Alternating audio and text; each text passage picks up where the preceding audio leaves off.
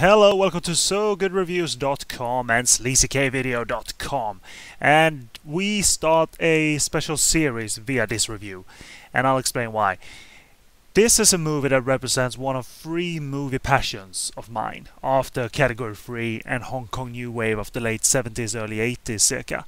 And what's up for review is actually the IFD version of Pearl Chung's 1981 Taiwan fantasy Wolf Devil Woman, retitled to Wolfen Ninja by IFD. But who were they? IFD, that is. Well, first of all, you might recognize this little tune and this little clip.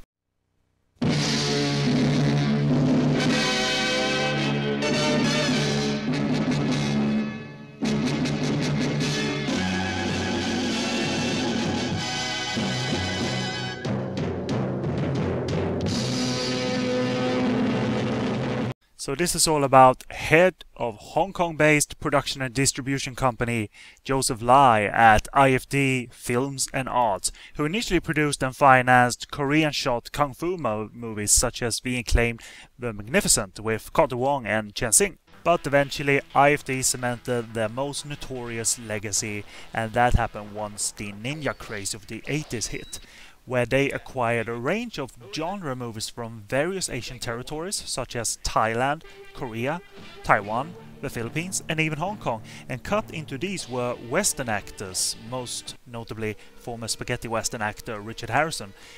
And these actors represented the ninja action plot of movies such as Ninja Terminator, Ninja the Protector, Ninja Thunderbolt, etc. And to be honest, they were incredibly tough to follow at times, but there is an energy present in these films that is both entertaining, hella fun, and that is due to the fact that I'm a fan of less than refined cinema, but I'm fascinated by the fact that if you put yourself into the mindset of a unit like IFD from a business perspective, there's something very interesting there. It's all about satisfying your market really, and IFD did that for quite some time.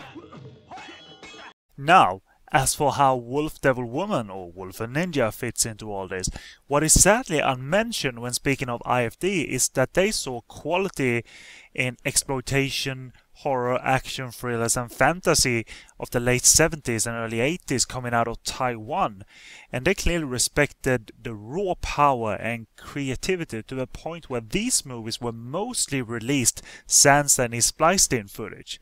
And this is the section of IFD's history that I will attempt to highlight more, and there's no better, crazier content for a chapter 1 than in Wolfen Ninja. Directed by and starring Pearl Chung, one of the few women thoroughly headlining movies behind and in front of the camera when it came to these wild Taiwan fantasies.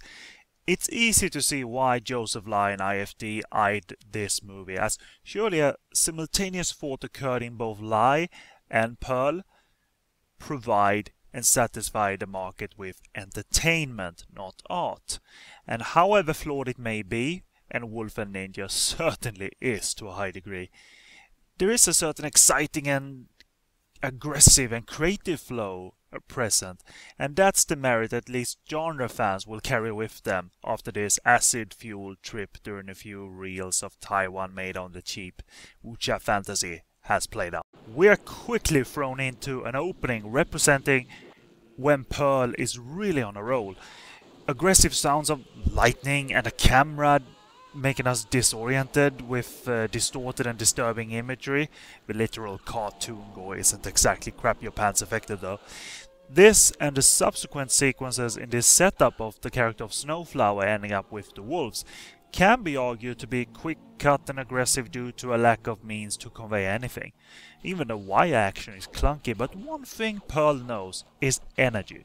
Even if it's about the quick cut editing and coupled with being firmly planted in an intense wuxia universe, it's absolutely captivating, seeing the eerie sacrifices on display in the opening, and later the devil army ninjas chasing down the parents. And Pearl maintains a fair momentum once Master Lee and his assistant enter the fray, and thankfully she does, despite the latter, the assistant, representing loud-mouthed annoyance. And it's fun watching the first human interaction for Snowflower, and especially when Master Lee, I don't know, strengthens her spine that will lead her on her way to a more human form. And there's subsequent freaky imagery of her turning white, which is a nice precursor to latter sections of the film too. And we get one instance where an appalling comedy sequence is almost saved by this out-of-nowhere transformation. And it's rather fun, despite the crudeness, to see quick-cut ninja battles, colored smoky explosions, beheadings, and the climactic appearance of the Living Dead or Voodoo Army. Pearl Chung has a few minutes of tour de force filmmaking. Not really overall, actually. But again, it's important to come around to a statement made earlier in this review. That her, as a filmmaker, her producers, IFD and Joseph Lai all sought out to channel a commercial potential. That formula doesn't always include high art, and that's the case in this case. And a lot of people knew that.